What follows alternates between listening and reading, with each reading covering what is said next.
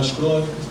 Então, hoje, o médico brasileiro, ele deve, frente a essas doenças, pesquisar no paciente exposição a produto químico. Seja no trabalho, seja em casa, algum tipo de hábito.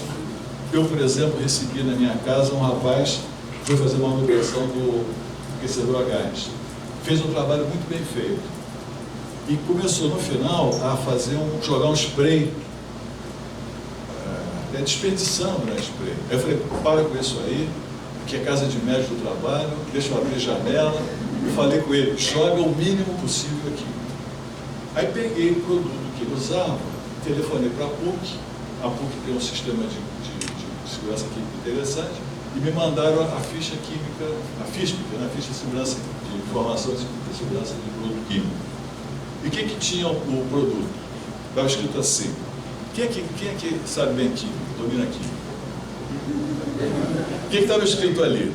Contém substâncias voláteis derivadas do petróleo. Meus amigos, substância volátil derivada do petróleo é benzeno, tolueno e xileno. A gente aprende isso quando começa a estudar química orgânica. Só que o benzeno causa leucemia. E o benzeno pode causar leucemia, é igual a radiação ionizante, com intensidade muito baixa. Nosso organismo é muito vulnerável a certas substâncias de intensidade muito baixas através da exposição repetida. Tá certo? Então, ele estava trabalhando com mutantes sem saber. Para dar um outro exemplo da questão da nossa cultura, eu tenho um livro de engenharia de manutenção, que eu dou aula no curso da UFRJ há muitos anos. O livro é completíssimo. Só que não tem uma linha sobre prevenção de doença na manutenção. Ou seja, só fala no como fazer, não fala no como proteger. E eu pergunto a vocês, o que mais mata no mundo? É acidente ou doença do trabalho? Doença? Baseado em que vocês dizem que é doença? Qual é a fonte de referência de vocês? Mas é doença mesmo. Só que a doença está matando muito mais. E nós não temos essa estatística no Brasil. Nós temos estatística só de acidente mortal. Eu, em 2007, me chegou em mãos uma estatística da Dinamarca. Para cada acidente mortal, 40 doenças mortais. Depois veio uma estatística da União Europeia, para cada acidente, 21 doenças mortais. Um novo estudo da União Europeia, para cada acidente, 40 doenças mortais. Tá? E agora, um outro alerta da OIT, 2015, chamando a atenção de que a média, a OIT pega países desenvolvidos e países não, então a média, 6 vezes mais doença do que acidente. E nós no Brasil continuamos, o anuário estatístico do ano passado não fala isso. Ou seja, há um desligamento das nossas informações com o panorama internacional bastante sério que a gente tem que trabalhar. Mas deixa eu então avançar aqui nos 5 minutos que me restam. Imagina agora com esses agrotóxicos aí. Hein? Imagina agora com os agrotóxicos. Foram liberados. Mas eu recebi esse material. Sabe o que aconteceu? O que aconteceu foi, a liberação foi de, parece que só 4 novos. O que havia antes era uma espécie de monopólio de fabricação. O que foi quebrado foi que, já que nós usamos, por que só você fabrica? Por que os outros não podem concorrer? Então, não vamos meter política, não. Então, não, só porque, coincidentemente, essa informação me chegou ontem, entende? Que a questão, nós temos um trabalho imenso a fazer na prevenção de exposição a agrotóxico. Imenso. Inclusive, eu tenho trabalho na Embrapa, nós estamos trabalhando com a PUC, um grupo nós estamos trabalhando essa área. Mas o decreto foi um pouco diferente do que se noticiou, né? Vamos voltar para cá. Então, pessoal, importante a questão pessoal agora, aquilo a gente pode fazer alguma coisa. Então, nós temos aqui a genética. Agora, o que acontece com a genética é que alguns hábitos podem nos proteger da genética ruim, como nós vamos ver aqui. Depois da genética, nós temos que falar dos hábitos, né? Esse livro aqui, O Poder do Hábito, alguém conhece? O Poder do Hábito? Eu adoro. Hein? Você adora, né? Ótimo. Recomendação, passe numa livraria, deem uma consultada, se vocês gostarem, como? Tem PDF. Olha, já tem? Então passa para o pessoal. Passa para o pessoal aí depois. Então, olha aqui. A história é a introdução do livro. Uma moça com 34 anos começou a fumar, beber aos 16, obesa, aos 20 e poucos anos, dívidas de mais de 10 mil dólares e não parava em emprego nenhum. Situação atual, esbelta, vibrante e com pernas torneadas. Esse pesquisador devia ser homem, né? Esse detalhe todo. Aparência de 10 anos mais jovem comparada com fotos antigas, sem dívidas, não bebe, não fuma, está quase 40, perdão, ali não é ano, não é mês, 20º mês, vocês desculpem o erro. Aqui é 39º mês de uma empresa de design gráfico. Parou de fumar há 4 anos, perdeu 27 quilos e começou a correr maratonas, iniciou mestrado e comprou uma casa. Então vejam vocês, como é que começou a coisa? Ela, desesperada, viajou para o Cairo. E por uma dessas coisas que influenciam uma decisão na nossa vida, né, ela decidiu que voltaria lá para fazer uma trilha. Ela tinha que voltar porque ela não tinha condições de fazer presentemente, né? Ela estava tão motivada que não demorou um ano, ela voltou 11 meses depois. Por quê? Porque ela desenvolveu a convicção de que precisava parar de fumar para realizar seu objetivo. Isso gerou transformações com reflexo em todas as partes de sua vida. Ao longo de 6 meses, substituiu o cigarro pela corrida. Isso, por sua vez, mudou o modo de comer, trabalhar, dormir, guardar dinheiro, organizar seu dia de trabalho e fazer planos para o futuro. Concentrada em mudar um único hábito, parar de fumar, ela aprendeu a reprogramar outras rotinas, a automar sua vida. Isso é o que o autor chama de hábito angular. Ou seja, é um hábito que tem a capacidade de mudar outros hábitos. Então, se você adota um hábito saudável, como de praticar atividade física, várias outras coisas na sua vida. Quantos aqui praticam atividade física regularmente? A nossa meta, meio, 100%, tá? Nosso próximo encontro, 100% de atividade física. Professor, Depois do que eu vou apresentar, que 100%. Digo. o meu pai, por acaso, é médico também. Ele sempre me fala uma coisa: ó, quando a nossa vida tem muito vício, nossas virtudes diminuem. Mas quando a gente coloca as virtudes, nossos vícios diminuem. Então, quer dizer, se você colocar a virtude aí, os vícios vão cair. Hábitos angulares, saudáveis, eles eliminam os hábitos nocivos, tá? Agora, olha que interessante, essa teoria vale para empresas, vou repetir, o autor chama a atenção de que essa teoria vale, do hábito angular, vale para empresas.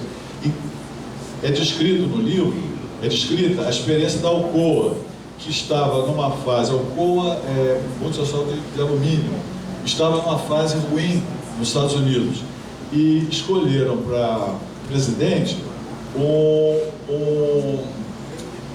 dirigente era do governo americano, uma pessoa pertencente ao governo, foi contratado, chamado para ser. Ele inaugurou a gestão dele, ao invés de falar que a empresa ia dar tantos dólares de lucro, ele falou o seguinte: pretendo fazer da Alcoa a empresa mais segura dos Estados Unidos. Minha meta é índice de acidente zero. Com isso, ele implantou uma série de hábitos de segurança que as pessoas começaram a adotar, e a reação foi o seguinte: caramba, se a empresa se preocupa tanto comigo, eu vou me preocupar mais com os equipamentos, com os resultados da empresa. E foi essa relação digamos assim, de reconhecimento, né, pelos empregados. Durante anos, a Alcoa liderou o índice Dow Jones nos Estados Unidos. Muito bem. Então, argumento central: hábitos podem ser mudados, transformar um hábito, né, excelente, fácil, nem rápido, então, mas é possível. E o livro explica como. Agora, é interessante, eu falei há pouco que certas pessoas têm... Acabou? Que pena. Eu falei que certas pessoas têm a capacidade de ver na frente, né? Então, o William James, ele anunciou em 1992, toda a nossa vida, na medida em que tem uma forma definida, não é nada bem além do que uma massa. Então, pessoal, a minha mensagem vai ficar aqui. Deixa eu contar só uma história rápida. Então, só um quadro, ela deixou eu mostrar um quadro. Mas fica aqui a recomendação para vocês lerem isso aqui. Agora, sugiro que vocês depois examinem o texto todo, eu escrevi com muito carinho. Esse texto vai ficar onde, professor? Vai ficar aqui para vocês. Olha, tem um material sobre autoestima aqui que eu sugiro que vocês não deixem de ler. O que aconteceu? Eu fui... estudamos mestrado na UF na mesma época. E eu estava lá na UF, caramba, agora... Deixa eu fechar, mas eu preciso de cada figura. Abraço um minutinho, só para... São duas, né? São as três últimas, tá? Mas então, estava fazendo mestrado juntos. Aqui, ó. São e esses três aqui que você está falando? Não, é o da esquerda aqui, esse. Os outros são os 3 vídeos que eu trouxe para vocês. Os 3 últimos slides. Três. Então, eu estava fazendo mestrado em sistema de gestão e nós interpretamos o texto de um PhD americano, os 10 princípios da segurança total. E o princípio 9 falava em autoestima. Eu falei, mas que bobagem, uma coisa tão importante como segurança. Aí ele fala no princípio 9. A pessoa que não está bem consigo mesmo, que não tem uma autoestima adequada, não se preocupa com a segurança do outro. E ele, nos capítulos anteriores, ele descrevia que segurança, quando você está numa operação crítica, a segurança é como uma rede. Se você faz tudo certo, quando o seu colega faz errado, tudo pode dar errado porque alguém fez errado, tá certo? A partir daí, eu aprendi um bocado de coisa sobre autoestima e eu trouxe um resumo para vocês, vai ficar para uma próxima. Vamos disponibilizar os 10 para eles também, a cultura de saúde de segurança, né? Pode colocar esse conceito dos princípios, a gente tem que Podemos, posso disponibilizar, com certeza. Então, pessoal, eu estava falando com a Neide, já há um tempo, a importância da gente estruturar uma rede. Acho que tem um anterior. Isso, mais um anteriorzinho. Deixa eu ver. Vê assim, ó, Viu? Isso assim é mais fácil você reconhecer, que aí eu aumento. Tá certo. Vamos ver aqui aquela figurinha da autoestima. Isso aqui? Tá. Então, pessoal, a minha recomendação é o seguinte, leiam sobre autoestima, tá? Tem uma descrição aqui, vou mostrar um livro que eu recomendo, que foi onde eu comecei a pegar informações sobre autoestima. Então, as propostas, né? Com base na importância da autoestima, nós vamos proteger a saúde. E a gente propõe aqui assegurar melhoria contínua dos ambientes de condições de trabalho, promover um clima de cooperação e amizade nos locais de trabalho. Esses desafios que vocês têm, eles só podem ser melhorados através de uma cooperação efetiva, a adoção de hábitos saudáveis e motivar os profissionais de segurança a cuidarem de sua saúde a longo prazo com base no fortalecimento da autoestima. Então, a ideia é de estruturar uma rede, porque vocês estão todo o tempo em risco, né? O trapézio, né? Podendo cair. E aí a rede, eu já comecei a anotar alguns programas de rádio, alguns programas de TV, jornais, instituições. Então a ideia é a gente ir listando e vocês contribuírem com isso. Então, exemplo da rede. Artigos, por exemplo, o Deepak Chopra, que é o médico indiano, radicado nos Estados Unidos, tem um artigo muito interessante, A Saúde é o Espelho do que Pensamos, aonde ele chama a atenção da importância do nosso pensamento na nossa saúde. Entre os livros, O Poder do Hábito, que eu citei há pouco, e Como Aumentar a Sua Autoestima. Foi o primeiro livro que eu comprei depois que eu li aquele artigo do psicólogo americano, chamando a atenção da importância da autoestima. A CBN tem todas as manhãs, de segunda a sexta, um programa com entrevista com o Márcio Atala, sempre muito interessante. Então, eu sugiro a vocês ouvirem de manhã o Márcio Atala. Entrevistas, né, um exemplo aqui, de vez em quando, a Márcia Peltier, da Rádio Jornal do Brasil, da JBFM, ela tem uma entrevista com o pessoal de saúde, o próprio Globo Repórter também, é uma boa referência. Então, qual é a ideia? É dotar todos vocês dos conceitos básicos de biologia, conceitos básicos de física, os efeitos das radiações no organismo, o efeito do ruído, os conceitos básicos de química, conceitos básicos de psicologia e de ergonomia, para que vocês possam desenvolver uma profissão de saúde. Tá? Desculpa.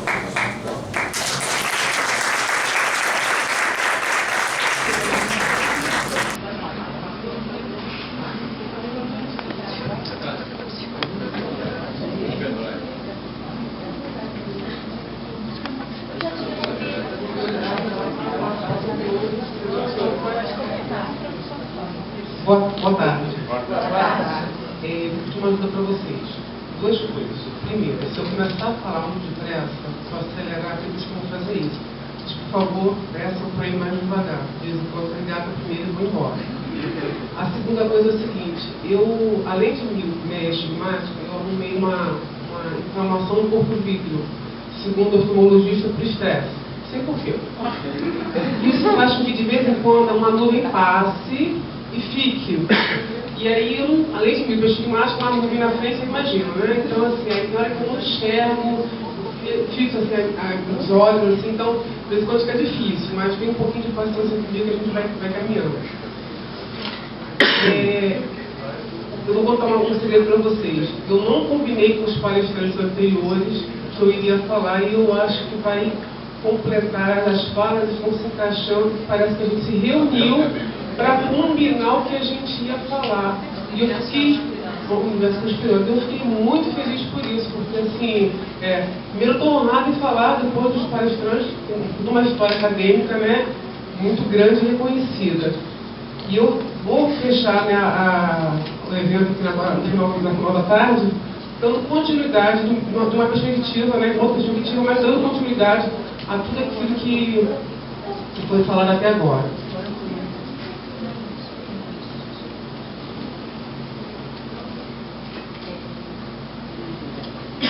Alexandre, quando eu preparei minha apresentação, eu percebi que a de vocês eram as mesmas coisas.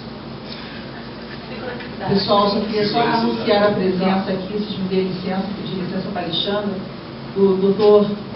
Zetterman, que é o delegado de polícia, e também do Marcos Guilherme, que estou representando aqui, são assessores da doutora Marta Rocha. A gente agradece muito aqui a presença de vocês, tá? Muito obrigada. Cultura, quando a gente fala em cultura organizacional, é muito interessante esse tema, por quê? Porque é um grande fator, ela pode ser um grande fator de adoecimento, mas também pode ser também um grande fator de proteção quando a gente pensa, no caso, né, na questão de segurança pública. Não tem como você falar em prevenção, como você falar em cuidado, se você não pensar em cultura organizacional. Isso está totalmente vinculado a qualquer política de saúde mental, política de saúde, seja lá o que for, dentro da instituição. Para você olhar para o seu profissional, você tem que olhar para a cultura organizacional. As coisas estão, né, não tem engessadas, estão juntas, não tem como não fazer isso. A cultura organizacional o que é? Aquilo que vai dar identidade, né, aquele conjunto de valores, de normas, pressupostos, é aquilo que diz, né, como é que aquela instituição vai caminhar. Mais ou menos o caminho que aquelas pessoas vão pensar, o modo como elas vão se colocar. E também é importante observar que dentro de uma mesma instituição, e aí eu falo um pouquinho mais assim, à vontade dentro da PEMERG, né, que é a instituição na qual eu pertenço, isso também vai variar. Você tem uma linha, digamos assim, de base, né, você tem a questão da cultura organizacional da instituição, mas dentro de cada universo, dentro de cada batalhão, se é um batalhão convencional, isso aí eu falo com muita tranquilidade, porque eu trabalhei já em campos, quando eu entrei na corporação, trabalhei em unidade de saúde, hoje eu estou em uma unidade especial, tem as unidades especializadas também. Então, cada universo desse também vai ter um outro recorte, vai diferenciar também, mas ao mesmo tempo você vai ter aquela linha base. Eu estou aqui hoje falando enquanto GPESP, que é um grupo de estudo e pesquisa em suicídio, prevenção, né, ao suicídio. E o GPESP, ele foi criado mais ou menos em 2013. E o foco dele é o estudo do comportamento, do suicídio. E ele começou estudando o suicídio dentro das instituições de segurança pública. A gente pode dizer que ele começou com no caso seria a tese de pós-doutorado da professora Deise Miranda, na instituição. E nesse ponto a Deise foi muito grata a Deise, porque ela retornou à instituição e quis devolver. Tudo que ela conseguiu levantar aqueles dados, ela quis dar uma devolução. E aí, em 2013, foi criado um grupo de estudo, com autorização na época do comandante-geral da época, mas com o chefe da psicologia, foi criado um grupo de estudos em parceria com a UERJ. Então, foram alguns, na época, tinha uns 20 e poucos pessoas do grupo, vários psicólogos da UERJ, tinha médico também na época, pessoal da UERJ. A Meire chegou um pouquinho depois, né? Isso. No final, sobramos o quê? Foram 5 psicólogos hoje da PEMERG que permanecem nesse grupo. A Meire também faz parte desse grupo. Temos temos psicólogos, né, militares em Alagoas, temos um bombeiro militar, um bombeiro do Ceará. Então, a nossa rede, o Espírito Santo agora entrou uma psicóloga também, da Polícia Militar do Espírito Santo. Então, nós temos uma rede muito interessante hoje, um pessoal muito engajado, muito realmente dedicado a esse estudo da prevenção ao comportamento suicida. Mas, em 2013, quando a gente começou a se reunir para poder estudar, nós retornamos ao trabalho que tinha sido feito pela Deise. E desse trabalho foi feito um livro. Eu até podia ter trago um exemplar na internet, mas eu já esqueci. Que é esse aqui, que foi lançado, quem não conhece, né? Foi lançado em... Ele vira e mexe, roda PDF também por aí, tá? Foi lançado em 2016, Porque Policiais Se Matam. Esse livro, a apresentação dele foi feita na época pelo comandante-geral da polícia, que era o coronel Alberto Pinheiro Neto. O prefácio dele foi feito por um coronel de polícia também, que é o coronel Ives. Então, assim, foi tudo muito feito em parceria com a instituição. Esse livro, em termos de pensar o comportamento suicida na escola de segurança pública, isso aqui é um avanço imenso no nível do Brasil, porque até mesmo teve coragem de olhar e de colocar, porque aqui a gente não só levanta o problema, mas como a gente também, né, no caso dos psicólogos que trabalharam na construção desse livro, eles também apontam os caminhos para o que fazer, para identificar, né? Você identificando risco leve, médio, o que você tem que fazer, como fazer. Claro que, de 2016 para cá, esse CD vai ser implantado, teria que ser modificado, mas assim, nós trabalhamos nisso, somos pioneiros nisso. Tá? Ponto final. Foi em 2016 foi lançado o livro, vieram pessoas de vários estados. Em Alagoas, a Larissa está desenvolvendo um trabalho lá com base nesse material, as coisas estão caminhando bem.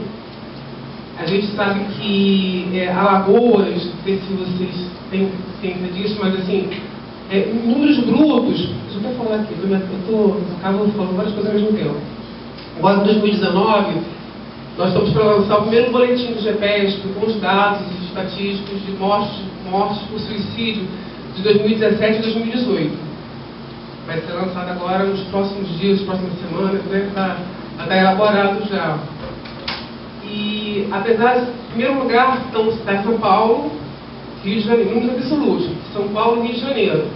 Mas Alagoas, pela média, é o estado com maior número de suicídios por policiais. Assim, pela proporção, né, de números de policiais, da corporação, no caso da Polícia Militar, Alagoas tem, até o momento, pelos dados que a gente recebe, que apresenta o maior número de mortes por suicídio. Esse boletim vai ser lançado agora nas próximas semanas. Aquele número ali, né, total de 15% do total de mortes em 2018 por suicídio aconteceram dentro das instituições. Eu trouxe esse dado aqui, os outros não vou falar, vocês vão ter que esperar o boletim ser lançado, mas assim, foi identificado que esse total de mortes em 2018, 15% deles aconteceram dentro das instituições. Ou polícia militar, ou polícia civil, né? Você falou pro Corpo de Bombeiro também, Rodoviária Federal, Polícia Federal, né? Gente, se vocês quiserem fazer. Eu vou trazer agora alguns números desse livro aqui, tá? Que falam sobre essa questão da cultura organizacional, sobre bem-estar ou mal-estar, né? Como é que é estar na corporação? Como é que isso está linkado com a questão do adoecimento mental? Então, aqui nós temos um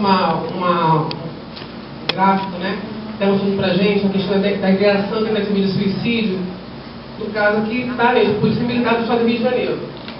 Então, é como ele se sente em relação ao trabalho na Permet. E a gente vai ver aqui, olha só. Não, vou passar para cá, não tentou, não pensou e não tentou, né? A nível de satisfação dele com a corporação. Temos de tentativa de suicídio, a insatisfação com a instituição. A gente sabe que essa questão de satisfação e insatisfação é um conceito bem genérico, bem subjetivo. Os gráficos da frente vão poder ajudar a gente a pensar melhor o que é insatisfação e o que é satisfação. Quais são os critérios que foram utilizados para poder chegar. Mas assim, o que a gente pode perceber? Estar satisfeito ou insatisfeito com a corporação está relacionado negativamente com o comportamento suicida. Eu vou ter que passar para cá porque eu não vou chegar a nada. Enchi de coisinha, de estrelinha, de coisa que Em relação à tentativa de suicídio, vamos lá. Está vendo esse círculozinho primeiro aqui? Eu separei pelo seguinte. Relacionamento com o atual comando, apoio dado ao comando geral à tropa. Esses dois aspectos aqui, gente, está muito ligado à liderança. A importância da liderança. Do que você tem aquele teu chefe, aquela pessoa que está ali no dia a dia com você. Você entender que você está sendo olhado, observado por essa pessoa. Isso é muito importante. A gente, às vezes, quando fala em prevenção do comportamento suicida, a gente acha que vamos distribuir panfleto, vamos distribuir cartilha, vamos explicar, tem que ensinar ao praça, no caso do militar, né, a identificar fatores de risco. Tá. Aí eu sou chato. Tá bom. Então eu pego meu soldado, meu cabo, meu sargento, e vou explicar para ele quais são os fatores de risco, comportamento suicida, o que ele tem que observar. Legal. Aí ele observou. Aí ele chega para o chefe da guarnição, chega para o tenente e fala, olha só, estou vendo isso, isso e isso. Se essa pessoa que está em cima não está sensibilizada, ela vai estar com aquele letra escura. É bobeira. Então, assim, quando você pensa em saúde mental, você tem que começar de cima para baixo. Não adianta. Tem que ser política de saúde mental. Pensar em saúde mental tem que estar dentro do organograma daquela instituição. Aqui tem que ser um projeto, realmente. Não basta você somente esclarecer, é importante, mas tem que esclarecer a quem realmente vai poder decidir. Porque não adianta você identifica, mas se quem está acima de você não vai liberar.